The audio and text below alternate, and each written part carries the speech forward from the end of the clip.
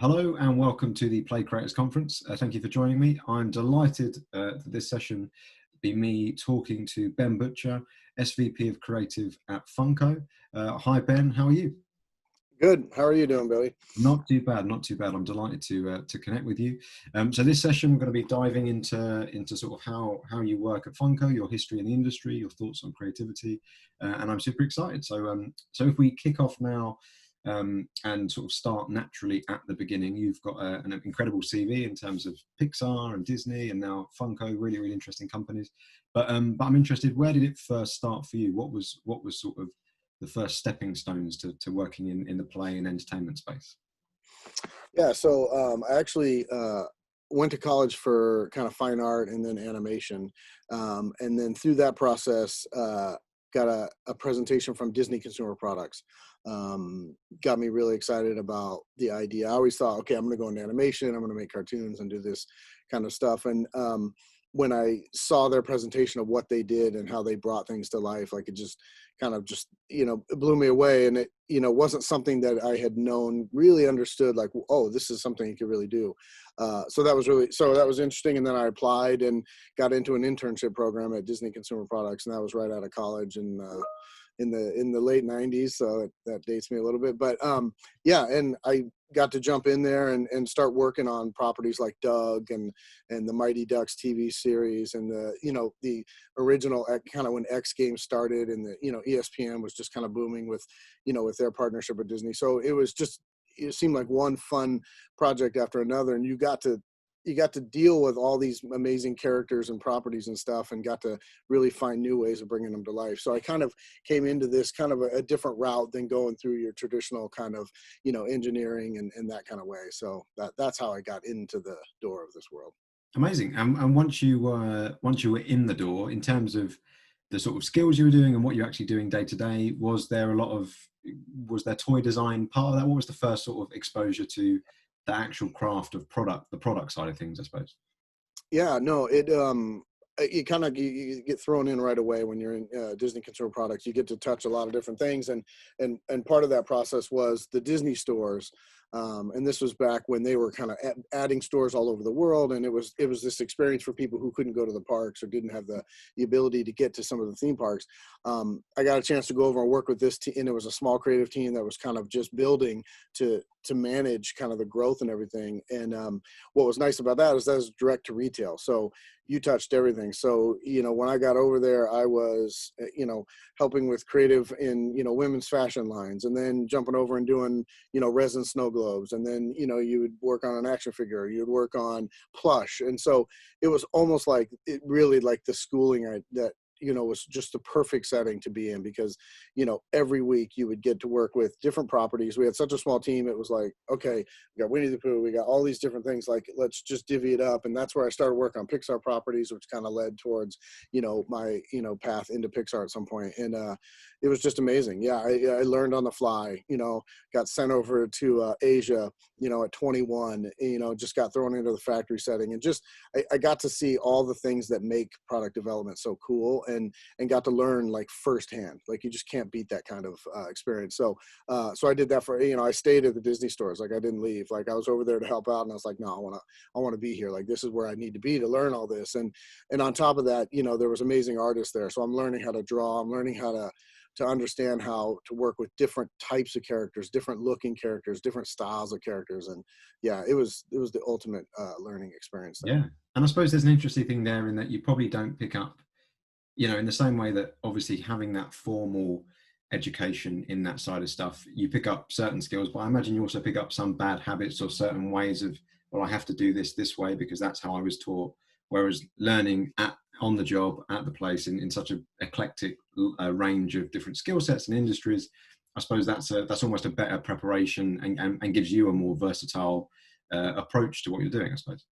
Yeah, absolutely. And the thing that was interesting is coming kind of through animation is I brought that component to it. So whereas, my first thought is, how do we make sure that this is a living, breathing character in this product? And then, understanding the engineering. So it kind of allowed me to bring a different component to it. And I've kind of held on to that as I've gone through, because, that's been kind of the staple for me, is like, how do we extend the life of these characters, and then figure out how they function, all that stuff, and find that perfect balance between product and property, and Yeah. so that was kind of interesting to me, is kind of bring that natural instincts to it, but then learn, to your point, the engineering and see it firsthand. Whereas like you might learn it from a professor setting, I'm going over and looking at a factory right out of the gate and just understanding, okay, so when I do this drawing, this is how they interpreted, this is what it does. So that was really interesting to learn that way. And, I continue to learn. I think that this business is, you meet so many amazing people, work with all these different companies, and every time you do, you should come away better, right? Like you should come away knowing more and learning more. And so I've basically been a student my whole career, basically. Amazing, and it's interesting. I've spoken before to Jen Tan from Pixar, who obviously you probably Yep. know, but you've been in that role as well.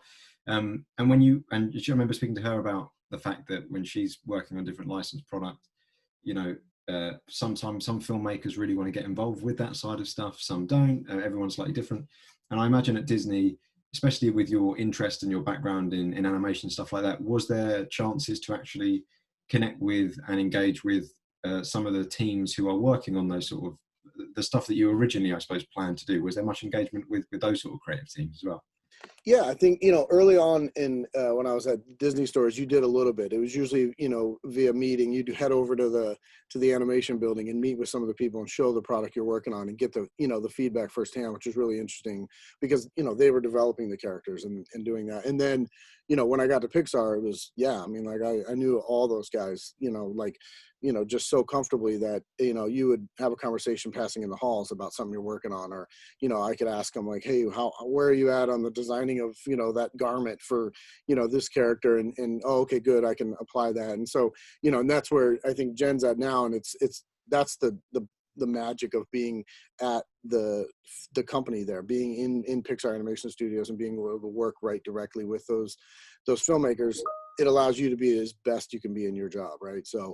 whereas now I'm on kind of the outside, and I know that world, so I can still use that understanding and try to make those connections when possible, right? Like kind of, push through the system a little bit and say, hey, can we get in front of, the actual filmmakers, instead of all the kind of layers in between, because sometimes you miss things. Whereas if you're sitting face to face like we are now with the person who created Wall-E, you're going to figure out pretty quickly what my limitations are, what their expectations are. You find that middle ground, and then you make the perfect product.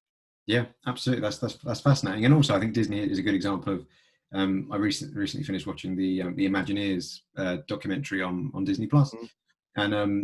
and there's so many facets of how, as a company, they're quite good at pushing their creative, promoting their creatives and celebrating them and chatting about them. And yes, it sounds like an amazing education in that sense. And also, I'm interested, obviously, from there into Pixar, into Funko. So going back to joining a sort of toy company, or having gone from working with brands and IP and that sort of stuff, how was that transition, and sort of how was that a perfect? I suppose Funkos is the perfect sort of toy company for you from your previous history. Yeah, I mean, I had, part of when I was in that role that Jen has at Pixar now, like when I was in there, we were always meeting other companies or walking through Toy Fair, and I was always trying to see what other companies, would make great stuff for us, or how can we find some stuff and that would be different, and you're always trying to challenge and push yourself, right? And so I had walked across, saw Funko. I knew of Funko because I had some original bobbleheads because I was a Hanna-Barbera fan. And so I didn't really put two and two together. I saw their booth at Toy Fair. I was like, oh, wow, okay, this would be interesting. They have a real retro feel. There's something that really connected kind of the way Pixar thought about things. And I was just like, well, let's just see. So I dropped off a card, started having a conversation with Brian Mariotti, who's the CEO of it, and we started talking. And so at that point, they didn't have a Disney Pixar license. And so Brian and I put our heads together and just kind of worked to see, me from the inside, him from the outside, just pounding, like, how do we get this to happen? Because I really, selfishly, I wanted to see what Funko would do with some Pixar characters, because I knew they would execute them in a way that, filmmakers would like, fans would like. And so that was the big push for me. And so we eventually kind of broke through that using some old Disney store connections. It started with the Disney store. We got kind of in the door there, did some bobbleheads. and then Pop obviously was just kind of starting, and that kind of took off. So I worked with Funko for about 2.5, 3 years, like from the Pixar side, just getting that, building that, and just really enjoying that process and feeling like the way Funko thought about developing toys was aligned with the way Pixar thought about making movies, right? It was like a group of passionate people making things that they love, right? And that was exactly, and you don't see that all the time in the toy industry of, there are elements of it, but you don't see it where it starts at the top, where, Brian's like a passionate collector, and so it's about, for him, making great stuff that he's excited about. So that's how that started. And then they were, fairly small. And at one point he said, hey, there's a chance we might be able to grow a little bit. And would you be interested in, and I was like, man, yeah. And so we started talking about it. And Brian and I spent a long time kind of going over philosophies and what we wanted to do. And I had all these years of working with all these different companies. And I thought, well, here's a chance of me pulling in all the best of, and let's see if we couldn't, build a culture that's really different and exciting. And so, yeah, so I came up here, and this was, man, it's like 7.5 years ago. So, and obviously Funko's, really grown, and we've, gotten, much bigger than I ever could have expected. I had a lot of belief in it, but you just never know. You need people to react to what you do. You need people to love what you do. And thankfully, all our passion comes through, and I think the fans feel that. So it's been amazing. Absolutely, I've got my Emperor's New Groove Cuzco there. There's, yeah. For my money, the best Disney film, but I know I might be in the minority in that sense. I love that movie. Perfect. There we go. There's two of us. Yeah. So in terms of your job title, in terms of SVP of Creative at Funko, it's an interesting one, because I imagine I could talk to 10 people with that job title at 10 different companies, and everyone's probably got a very different sort of set of things that they do in their normal, if there is a normal day in this sort of thing. So I'm interested in your role at Funko. What does that cover? What is your day-to-day life at Funko like? Yeah, it's very interesting. It's everything from being hands-on to still drawing and coming up with, ideas when I can and find the time, to kind of, we have the creative team is about 70 people. And, we have sculptors and designers and just amazingly talented people. So, part of my job is just to make sure they are, happy and, getting what they need, and have the ability to, bring their passion, because that's really how Funko succeeds is, we pour our passion into it, and then it comes through on the other end. So, just working with each and every one of them and figuring out what that is, looking at the entire company creatively, like, as we, build with Loungefly, and we have a game division, all that stuff. It's just, where can I kind of help to make sure that, that kind of original kind of, feeling of Funko, and that original idea of what Funko is, how do we maintain that, and how do we keep that? So there's that. I work with all the other departments, with the executives and sales and marketing and all that, and just connecting and making sure that this thread of why we do this runs through every part of this company, So it's probably a little more hands-on than most SVPs, because there's times where, I'll still be looking at sculpts and giving little notes, or still be, it's staying connected at the ground level of what we're developing, but at the same time being able to kind of step up and represent the creative process to all the other parts of the executive level.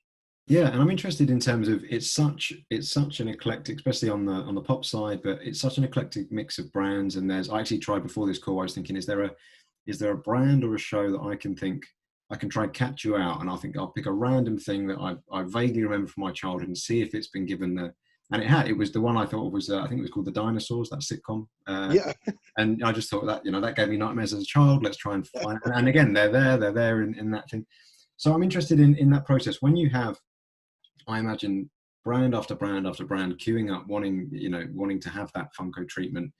But also the fact that, there's got to be that balance between, well, how niche is too niche, and there are certain ones that have come out that, that's the tagline. I think everyone is a fan of something is the Funko tagline. So how do you balance that internally in terms of deciding, I don't know, Tiger King on Netflix is suddenly massive. There's obviously suddenly going to be some appeal for that, versus there's this show from the 80s or 90s that was great, and we know there's a fan base for it. How do you do that? Because obviously I imagine sometimes it's a bit of a shot in the dark and thinking, well, I remember that show and I loved it. How do we balance that vision and that fandom with putting stuff out to the masses, I suppose? Yeah, I mean, it comes from everywhere. This entire company is filled with, fans, fans of something. So it starts with Brian, and Brian's super passionate, and he's connected with all kinds of pop culture, whether it's shows or movies. And we have such good relationships with all of our licensors, from the biggest licensor down to the small one.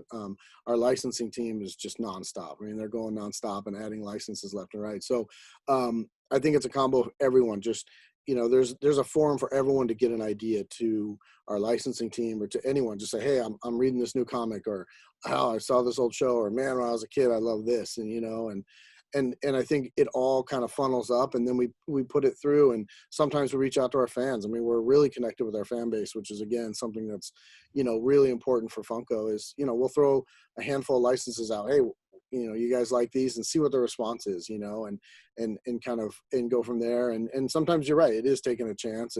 Or some of us are just so passionate that we just won't let it go. And sometimes it works, and sometimes you realize, yep, I'm the only one that likes this. And but even if like there's only a handful of people that get excited about it, it fulfills that goal of ours, that there is something for everyone.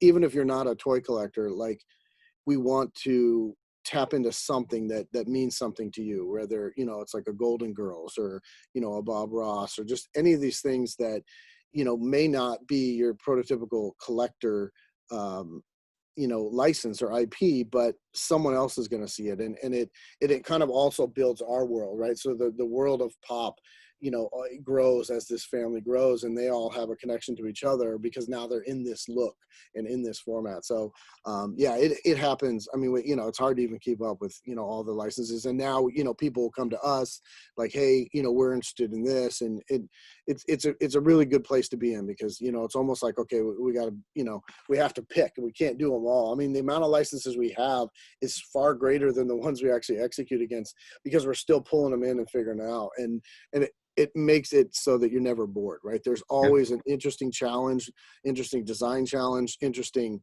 IP challenge. How do we bring that to life? Like, how do we make that appealing or really cute, or, how do we capture what this license is in our form factor? And so, yeah, you're never bored with that. And it's good, because we need to always be pushing, even the pop format, which you're like, okay, I can look at this whole wall of pops, but, we can't look at it as, oh yeah, it's just another pop. It's like, no.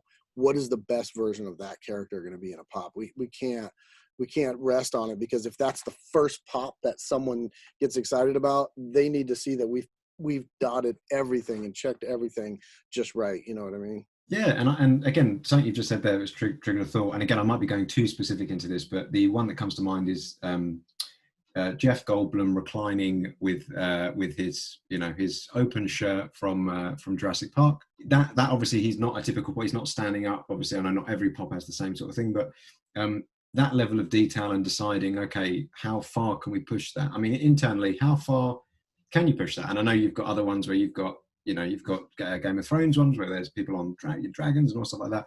So how far, when you're talking about it, debating stuff, can you push that format? Yeah, as you'll notice, my light went off. Sorry, motion sensor light. It's it's really interesting.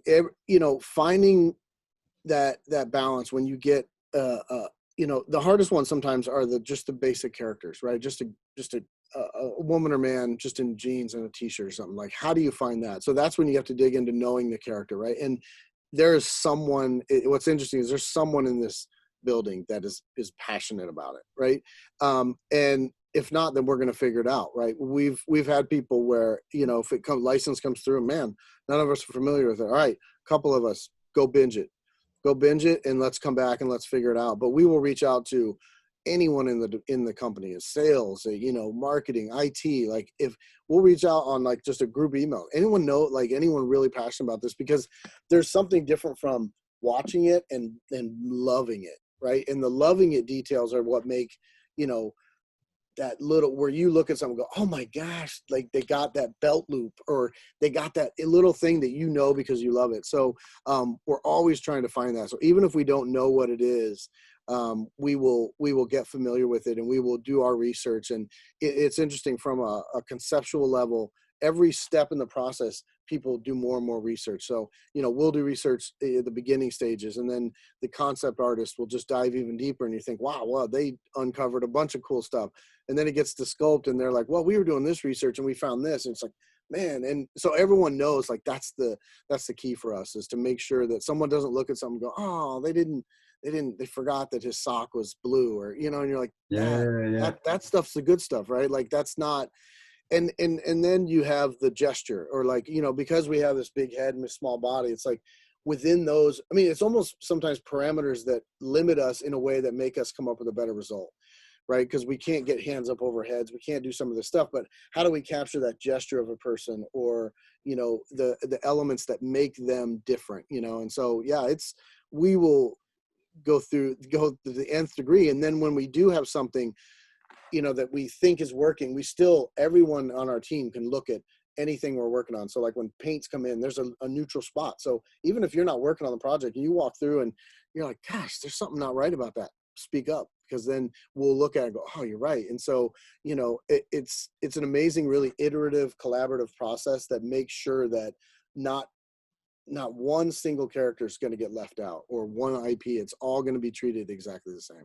Yeah, no, that's fascinating. And is there an example you can talk about in terms of an IP that came in that you wasn't overly familiar with, that you then, did a deep dive into, and you've, is there one that you personally can recall that you've had to sort of do your homework on? Even like, I mean, you'd be surprised. Like, so even, something we would start with, like, Walking Dead years ago, when, and then it had been going on, and like, I hadn't been watching Walking Dead. And so we were working on, and even when we have other experts that can help us, there's times where, I've wanted to kind of dive a little deeper and see what I could understand. So that was one where I kind of, jumped into the show and started watching it. And, I think, depending on what it is, we all kind of have those things. Or if it's there was a couple people on our floor that love the comic Saga. And they were so passionate. We want this. We should get this. We should get this. And they kept with it. And eventually we did it. And that was something I didn't know. I didn't know what Saga was. And so they brought the comics in. Sometimes it'll be as simple as that. We'll pass around someone's collection. Okay, here, I'm going to read these ones, and so there's things like that where you'll dive in just to understand a little bit more. And so those are a couple off the top of my head, but it happens all the time. Sometimes it's a movie, sometimes it's something that's so long that you're never going to get fully aware of every little detail. And even if you think you know it, someone next to you is going to know better. And that's a cool thing to have. So it's never an isolated thing where I need to specifically just do this because there's no one else that's going to know it. Yeah. Yeah, absolutely. And one thing I'm also interested, we actually have spoken to Deirdre Cross from Funko Games. Yep. In another panel. And obviously last year when that was announced, that was a big move into board games. And I think the interesting thing from my point of view as an outsider is obviously the first wave with the Funkoverse, and that's still going, and sort of translating pop into board games in a really organic, fun way was great. But then I think some people were also surprised that, then you guys went and did licensed board games that weren't reliant on the Funko figures, and that were just board game adaptations of, brands as eclectic as Pan Am to Godzilla to Back to the Future. So I'm interested in that decision to get into board games, and from your point of view, as in your role, what was vital in terms of making sure that you were doing it in the sort of Funko way, and that it wasn't just the board game arm felt just as Funko as the rest of the company, I suppose. Yeah, I mean, I think, when we've looked at, partners like Langsworthy or Funko Games, I think, the first thing we look for is like-minded people, like-minded, passionate people. And that you can tell when we met Forrest Prezan, and, from the top down to every single person you met, it's the same thing as if you walk through Funko. Like, they live, eat, sleep, breathe pop culture and games. Like, they know it like there's no tomorrow. And so I think that's when okay, this is gonna be a great partnership. And I think for us, we everyone thinks, oh, it's it's pop, and yeah, that's a component, but the element that makes Funko is just this passionate belief that we can extend the life of these properties for people and bring them into a way that they haven't seen before. And so that doesn't have to be the pop format. It can be a million different ways of looking at it, or it can be on model, as like in a Pan Am or a Godzilla. That's still extending the life of that property for someone else to have even a further, experience and something that they'll even love even more. So I think that was the key for us, is like, you could tell that was how they approach things. And it also adds another element. We want to be a pop culture, hub, not just a collectible figure. We want to be able to let it be a lifestyle, let it be something that, depending on, you may express yourself through t-shirts, or you may express yourself through board games, or you may be a figure collector. We don't want to limit it so that, that when you go to Funko, you're only going to be, oh, I'm a figure collector. It's like, no, I like pop culture. And if I go there, they're going to have really interesting ways for me to continue my passion. Right. And so I think it's natural for us to keep looking for ways to grow and expand, this flavor of what we bring to the pop culture. Yeah, absolutely. I'm interested as well in the sort of creative sort of power of Funko now, in terms of every every brand owner is different. Every brand owner is has a different way of doing product development, and I suppose they treat it in a different way in terms of how much creative freedom they give their partners, what you can do to their characters, what you can't do to their characters. I imagine from the outside, the way that Funko is now, and how successful it's been with the pop and with other areas, how are those relationships in terms of, are you at a point now where a brand that maybe would say, you can never, his eyes always have to be like this, or his arms always have to look like this. Obviously, Funko has a style and stuff. Are those conversations still very much individual brands have different ways of doing things, and every partnership is different? Or are you at a stage now where you say, look, this is what we do, it works, trust us to do this with this character's eyes, or stuff like that? How are those sort of relationships managed? I think ideally it's still a good partnership. It's still a conversation.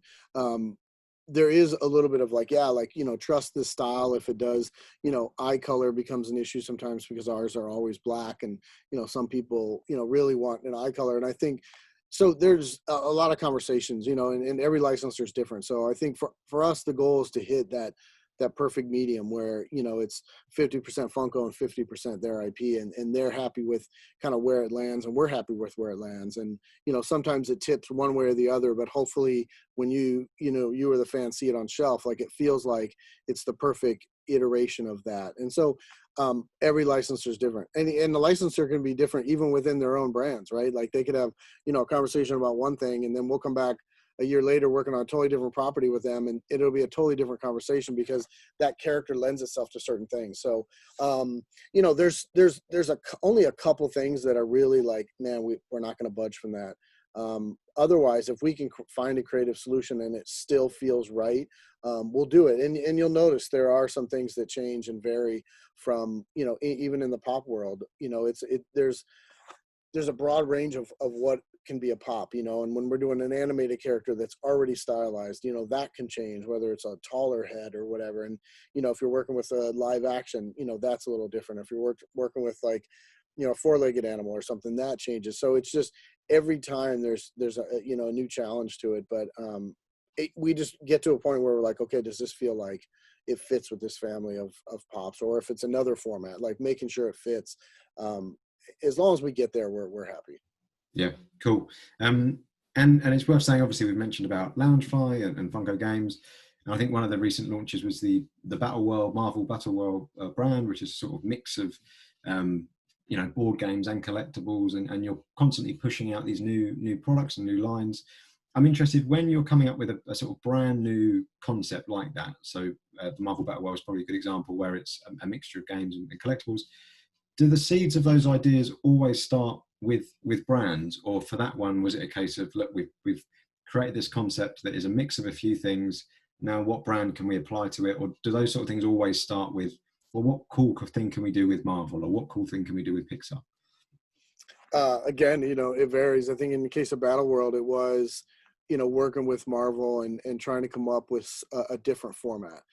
It started off as just kind of a collectible figurine, kind of, almost just small, kind of blind box, kind of feel, but very slug figure, very self-contained, and trying to, come up with just something really different. And so that started, and, this was a process that went on for about a year of kind of going back and forth. And then, we finally brought in the, games division, and they really kind of took it and made it something that it is now. Right. And so you just never know with something you're starting with. In this case, we thought it was going to be one thing, but it really didn't come to life until games kind of, gave it a purpose and took kind of the nucleus of what we started and just made it unbelievable. So, but there are times where, yeah, we do all kinds of brainstorming sessions for different things, and we'll come up with an idea that's just, it's not based on a license. And then, Brian or someone here will see it and, man, that's really cool. And, or a licensor will see something we're working on, like, what if you applied that to us? And so then we'll do that. And, but we're, obviously we're trying to get to a point where, our own IP is starting to grow. And I think, you'll be seeing some of that in some of the toy lines that come out. And, and so it can happen in any different way, as long as, we're still being creative and we're still trying to, constantly push ourselves. We'll come up with really interesting ways of doing things.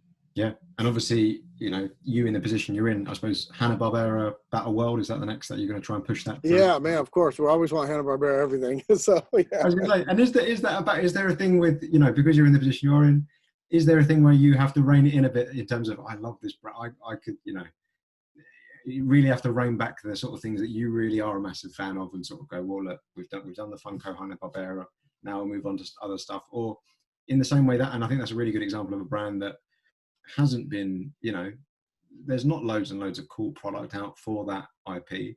There's not a cool board game or things like that. So there are probably pockets of the world where you can explore a bit more. Is that sort of, do you have to pick and choose your own favorites versus stuff that maybe you're not as huge fan of, but someone else will be?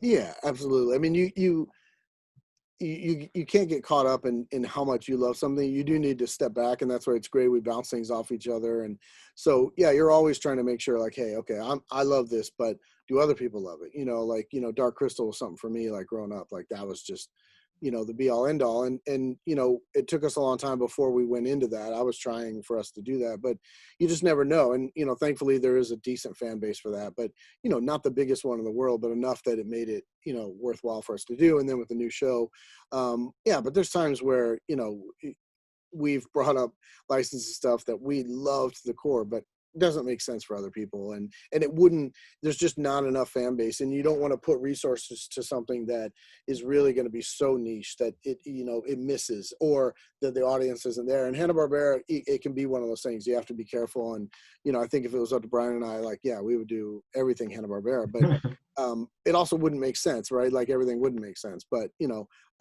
we try. I mean, there's times where we will try to, squeeze something in there, and occasionally it works, but, we try to make sure that we're listening to other people around us, and kind of all kind of just that checks and balances of, all right, I'm really into this, but are you, like, what do you think? And having people who may not be as close, because we can get, like we can get so emotionally attached to something that you just think that, why doesn't everyone love it? But so it helps to have just a good open dialogue, and we have that here. And so I think that helps us kind of, not take some crazy risks that, don't make sense. Yeah. And one thing I'm really interested in getting your thoughts on is that I've chatted to a few in-house designers at other companies that have sort of made the point that they've been big fans of the art toy, designer toy scene for years and years and years. And going back quite a while in some cases, and people have said that in-house at other companies, they would have been inspired by certain things, whether it's blind box or whether it's these sort of vinyl figures, and they've tried over the decades to go, look, let's take this inspiration and see what we can do in mass market and stuff like that. And I've had chats with people who have been, just hasn't been able to get through. It's been, people have always thought, oh, it's a fad, or they don't understand that world. But Funko seems to have, you've got that balance where, in terms of what some of the things that happen in the art world, style-wise and stuff, it's not far away from the Funko ethos. So I'm interested in what your thoughts are on the art toy, designer toy world, and its sort of relationship to what you do with Funko, and how actually Funko has managed to bring a lot of that into the mass market, where other people haven't been interested in that space, I suppose.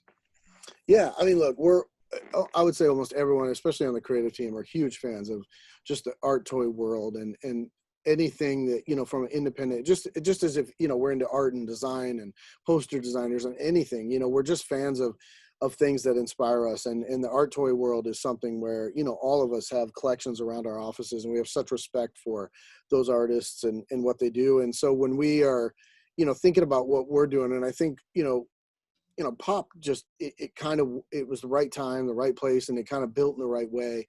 But it was taking components of that and almost paying homage to it, because there's a mixed reaction. There's some people in the art tour world that are just like, man, we're anti-Funko, like they have gone and kind of maybe watered down something that we put our heart and soul in. But the way we look at it is the opposite of like, no, like we're paying homage to that, but bringing it into a more everyday world where people can afford it and have that. And so yeah, I mean, it's nothing but respect, and we absolutely love what that world is. And all we're when we are coming up with stuff, we're looking at everything. It's not just our toy world. We're looking at animation, we're looking at children's books, we're looking at the fine art world, we're looking at anything. I mean, we get inspired by so many different things. And with that retro kind of quality we have, we're looking at old stuff, looking at products that were made in the 50s and 60s, and just anyone that's where something has just, they've executed really well, made it really appealing. We're trying to feed off that and figure out what is the current version of that. How can we take all these different things, whether it's a inspiration from an art toy or like a retro ad, for a cereal. It's like, man, how do we take those three things? And there's been times where we've literally like grabbed like 4 or 5 different things and iterated until we had something that felt like it worked today, and I think that's kind of where pop is, and it works. So yeah, I mean, we have a ton of respect for that, and we're all fans. And you'll see us at cons and going to places, and everyone's ordering from the same websites and trying to get that limited edition version of anything that's out there. And we even have some people on our team that do art toys and do some of that stuff on their own time. So yeah, from our perspective, we absolutely love it, and we try to do our best to make sure that when we're being inspired or looking at something, we're making sure we bring it into the Funko filter, and make sure that it is something unique once it comes out of what we do. Yeah, absolutely. That's fascinating. And in terms of, obviously we've mentioned it before, but it's been quite a rapid rise for Funko in terms of, in toy terms, in terms of the growth of the company and how pop has become sort of incredibly well known all over the world. I'm interested in, what exactly is it, do you think, about that product and that brand that has resonated so widely, so quickly? Is there anything about it that you can put your finger on that you think that's the secret sauce that has connected with so many people and so many brands and just sort of took off? We've talked about that a lot. We try to figure out, we try not to take for granted that, people are still into it and really like it. I think, some of it is just a very universal thing. That 50-50 body to head ratio universally is just appealing, whether you know it or not, whether it's conscious or subconscious. I think, having the large eyes, I think, helps. And this goes back to, the beginnings of anime. It goes back to, like, you see these elements of what we would call appealing design, right? Like they've been around in many different forms. So I think that plays a part in it. I think once we started seeing and developing licenses that no one else was really playing around with, and interpreting things from the most gruesome horror movie to the most adorable kids show, I think once there was that range too, I think that helped people look at broadly and go, wow, okay, this is a certain look. So I think because it didn't, right out of the gate, it was a little slow building, and then it did really pick up. And I think once it did was when we really broadened the licenses and really showed a bunch of different things that people could do. And but when we've tried to tap into it, I think it is some of those basic design components that you've seen throughout history, and you'll continue to see because they work. Yeah, absolutely. And you mentioned it briefly there, and actually Alpesh Patel from Tomy, who helped connect us in the first place, he dropped this in as something that you're a huge collector of art books, and you've got quite a lot of art books. Is that right? And Yeah. so I'm interested in how, and you touched on it a little bit there, but how do you fuel your creativity? What on a day-to-day basis helps fuel your ideas and help sort of keep that going? just never stop looking, right? Like, whether you're walking through a grocery store, whether you're, sitting in traffic, whether you're, like for me, I love art history. Um, I love seeing people interpret the world, right? So it doesn't matter what that is. I can get, I love old children's books too.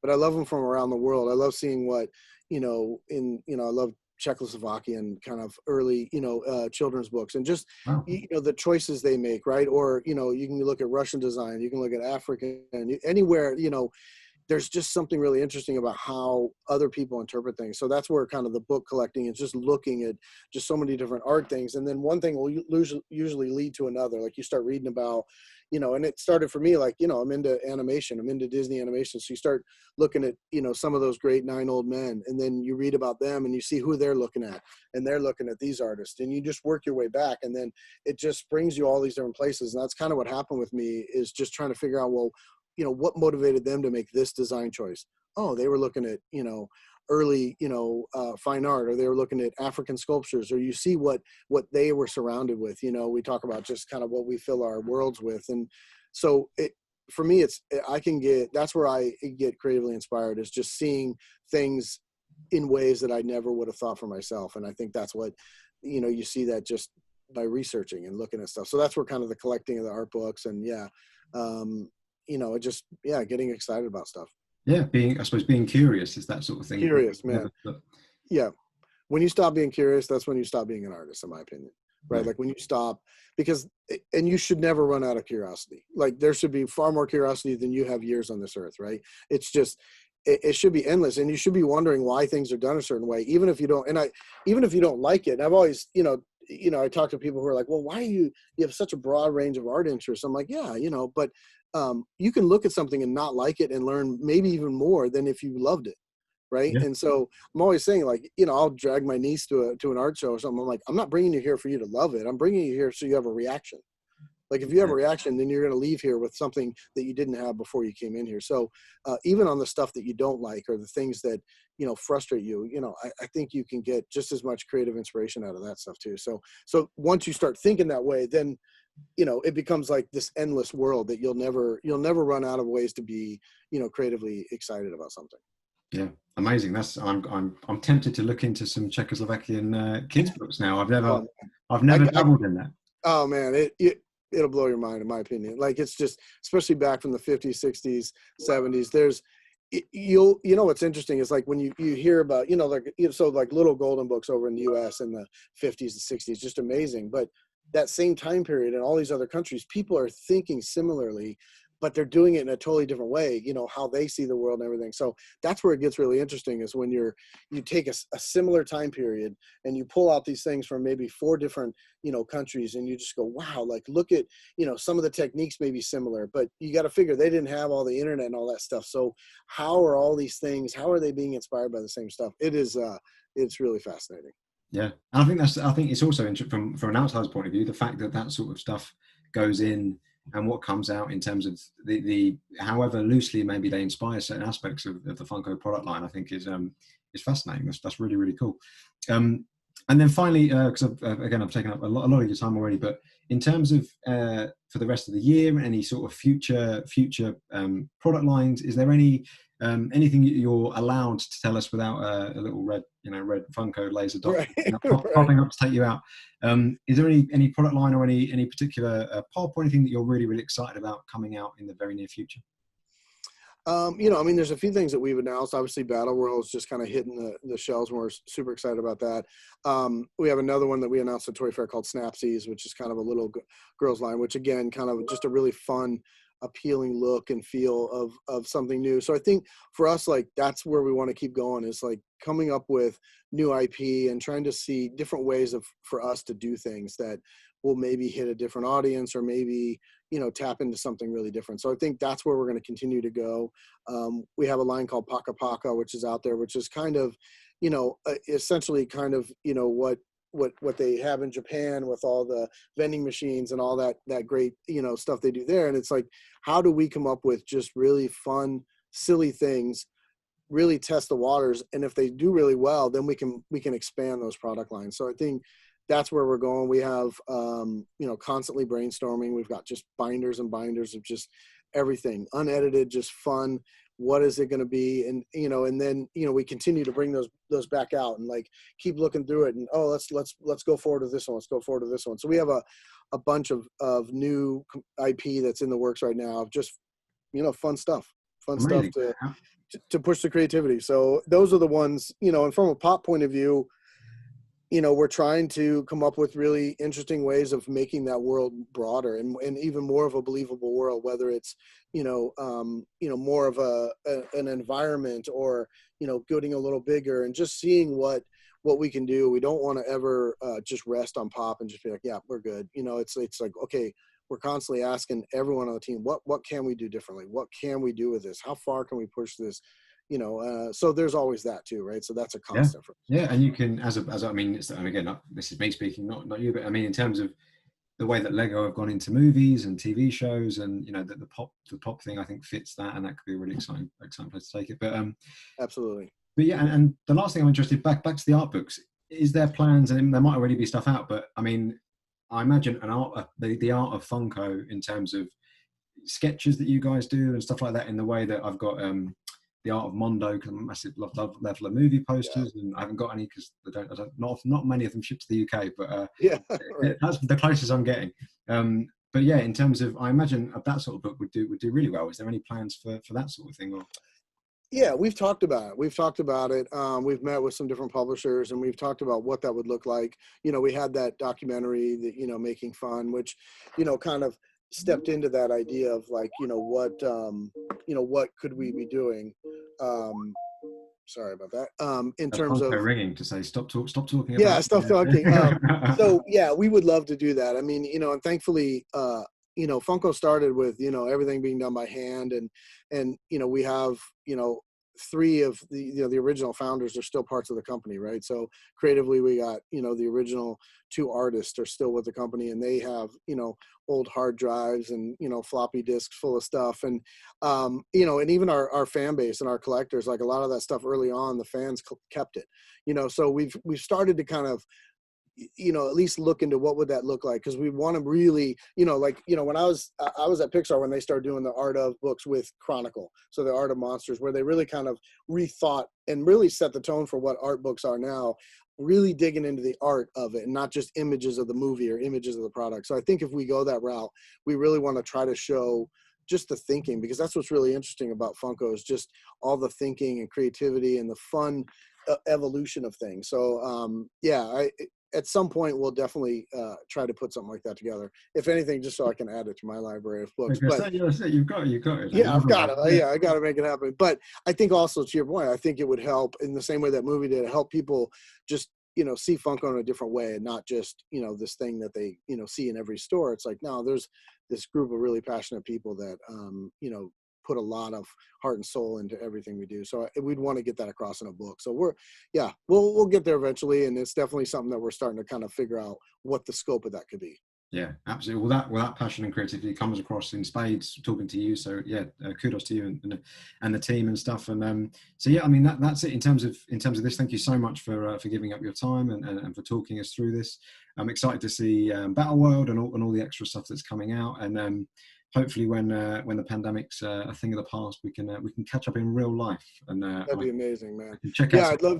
I'd love to come over and see kind of, the whole, event that you put on. I remember just early on, just like kind of learning a little about it. It sounded really interesting. And it seems like it'd be just, a constant, day after day of just creative people getting inspired by each other and having those kind of random conversations and meeting people and just, filling your head with a bunch of really cool stuff. So, I would love to, be able to come out there and get to know you and, meet Amazing. More people like Alpesh and, find someone that doesn't like him, we'll figure it out. We'll crack it. Yeah, we'll put the call out on the video. That's it.